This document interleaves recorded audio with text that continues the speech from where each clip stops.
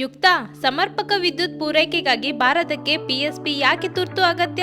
ಭಾರತದಲ್ಲಿ 256.9 ಗಿಗಾವಾಟ್ ನವೀಕರಿಸಬಹುದಾದ ವಿದ್ಯುತ್ ಇದ್ದರೂ ಸಂಗ್ರಹಣೆ ಕೇವಲ 490 ಮೆಗಾವಾಟ್ ಅವರ್ ಮಾತ್ರ ಇದೆ. ಹೀಗಾಗಿ ಸ್ಟೋರೇಜ್ ಸಾಮರ್ಥ್ಯ ಹೆಚ್ಚಳಕ್ಕೆ ಪಿಎಸ್ಪಿ ಅಗತ್ಯ.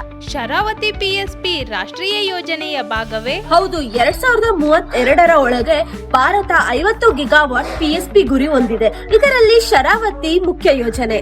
ಹಾಗಾದ್ರೆ ಪಿಎಸ್ಪಿ ಎಲ್ಲಿ ಬೇಕಾದ್ರೂ ಮಾಡಬಹುದಾ? ಇಲ್ಲ, ಜಲಾಶಯಗಳು ಮತ್ತು ವಿದ್ಯುತ್ ಪ್ರಸರಣ ಮೂಲ ಸೌಕರ್ಯ ಇರುವ ನಿರ್ದಿಷ್ಟ ಪ್ರದೇಶಗಳಲ್ಲಷ್ಟೇ ಸಾಧ್ಯ.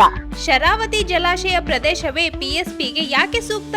ಈಗಾಗಲೇ ಜಲಾಶಯಗಳು, ಸಿಬ್ಬಂದಿ, ಕಚೇರಿ, ಸಾರಿಗೆ, ಪವರ್ ಲೈನ್, ವಿದ್ಯುತ್ ಪ್ರಸರಣ ಮೂಲ ಸೌಕರ್ಯ ಎಲ್ಲವೂ ಇದೆ. ಹಾಗಾಗಿ ಇದು ಸ್ಥಳದ ಸೂಕ್ತ. ಸುರಂಗಗಳಲ್ಲೇ ಕೆಲಸ ಯಾಕೆ ಮಾಡಬೇಕು?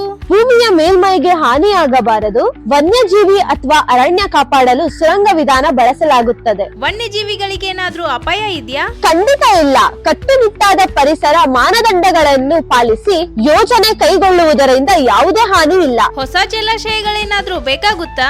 ಇಲ್ಲ, ಮೇಲಿನ ಜಲಾಶಯ ಮತ್ತು ಕೆಳಗಿನ ಜಲಾಶಯ ಈಗಾಗಲೇ ಇವೆ. ನೀರನ್ನು ಮೇಲಕ್ಕೆ ಪಂಪ್ ಮಾಡಿ ಅದನ್ನು ಕೆಳಕ್ಕೆ ಹರಿಸಿ ವಿದ್ಯುತ್ ಉತ್ಪಾದನೆ ಮಾಡಲಾಗುತ್ತದೆ.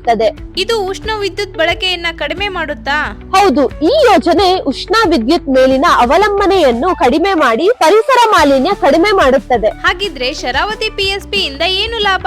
ಬೇಡಿಕೆ ಅವಧಿಯಲ್ಲಿ ಅಗತ್ಯ ವಿದ್ಯುತ್ ಪೂರೈಕೆ, ಸಮರ್ಪಕ ಗ್ರಿಡ್ ನಿರ್ವಹಣೆ, ಸುಸ್ಥಿರ ಇಂಧನ, ಕಡಿಮೆ ವೆಚ್ಚದ ವಿದ್ಯುತ್ ಉತ್ಪಾದನೆ ಮತ್ತು ಸಂಗ್ರಹ, ಮತ್ತು ಕೈಗಾರಿಕಾ ಅಭಿವೃದ್ಧಿ ಅಂದ್ರೆ ಆರ್ಥಿಕ ಬೆಳವಣಿಗೆ. ಶರಾವತಿ ಪಂಪ್ ಸ್ಟೋರೇಜ್ ಯೋಜನೆಯ ಕರ್ನಾಟಕದ ಇಂಧನ ಭವಿಷ್ಯ.